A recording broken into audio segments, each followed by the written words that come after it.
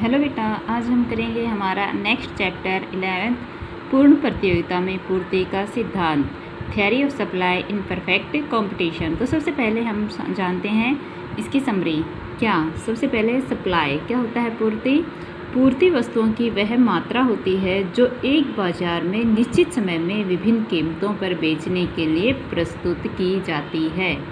क्या है पूर्ति वस्तुओं की वो मात्रा होती है जो एक बाजार में निश्चित समय में विभिन्न कीमतों पर बेचने के लिए प्रस्तुत की जाती है। स्टॉक क्या है?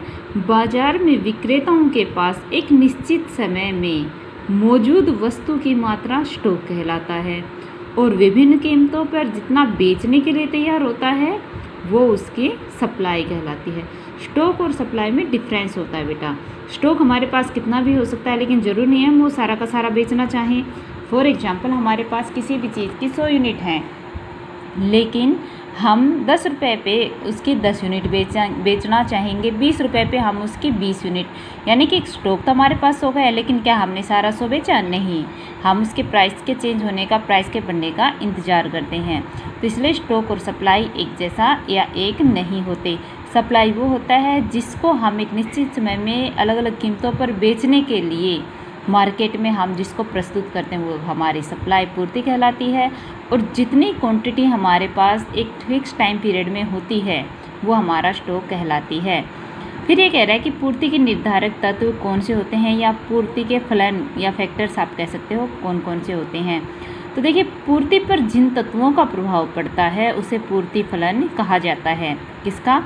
वस्तु की अपनी कीमत का, संबंधित वस्तु की कीमत का, वस्तु की मांग का, लागत का नियम, बाजार का आकार, करों का प्रभाव। आगे कह रहा है कि पूर्ति का नियम क्या होता है। जैसे हम कहते हैं ना, अदर थिंग्स आर कॉन्स्टेंट, अपने आप हम ये नियम बनाते हैं, जरूरी नहीं हो कि ऐसा होता है, लेकिन हम मान के चलते हैं क्या कि अन्य बातें समान रहने पर कीमत के कम होने पर वस्तु की पूर्ति का कम होना और कीमत के बढ़ने पर वस्तु की पूर्ति का अधिक होना ही पूर्ति का नियम कहलाता है। जैसे हमने पढ़ा था, प्राइस और डिमांड में नेगेटिव रिलेशन था, लेकिन प्राइस और सप्लाई में पॉजिटिव रिलेशन है। डिमांड का क्या है? जैसे जैसे प्राइस बढ़ता है डिमांड कम हो जाती है, लेकिन सप्लाई में क्या है? जैसे जैसे किसी वस्तु का प्राइस बढ़ता है उसकी सप्लाई भी बढ़ जाती है। अब उसके बाद है पूर्ति का नियम हो गया। अब ये कह रहा है कि पूर्ति के नियम के अपवाद क्या है, किस कंडीशन में ऐसा नहीं होता है। एक है नासान वस्तुएं, कृषि पदार्थ, ऐतिहासिक वस्तुएं, नीलाम की जाने वाली वस्तुएं। इनको आगे हम अच्छे डिटेल में पढ़ेंगे। उसके बाद है पूर्ति का विस्तार। क्या है?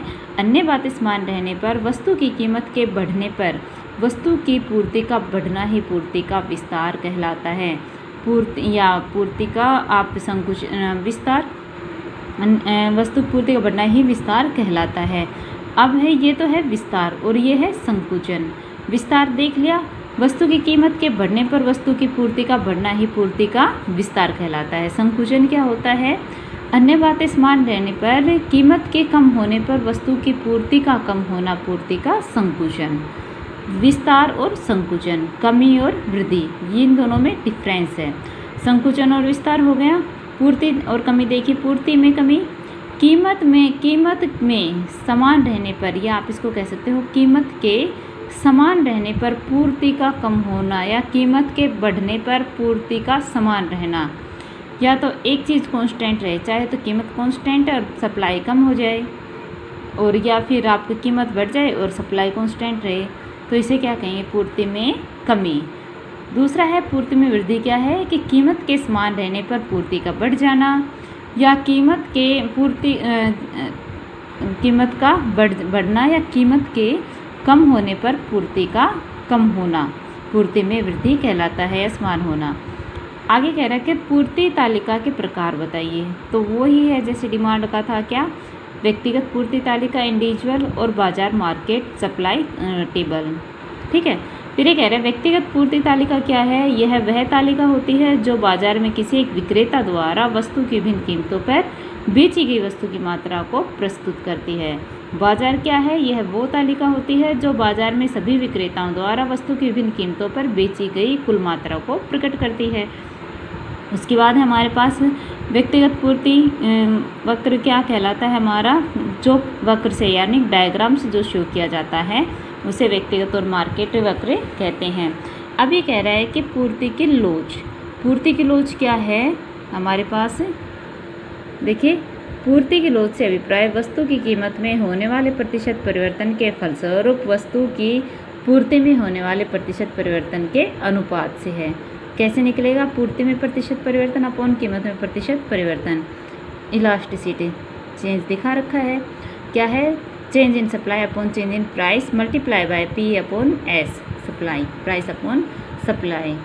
तो बेटा हम आज बस इतना ही करेंगे, बाकी ये कल करेंगे। तो इसको आप अच्छे से समझ लेना, आपने पहले नोट तो कर ही रखे हैं तो इनको आप याद कर लेना। Thank you.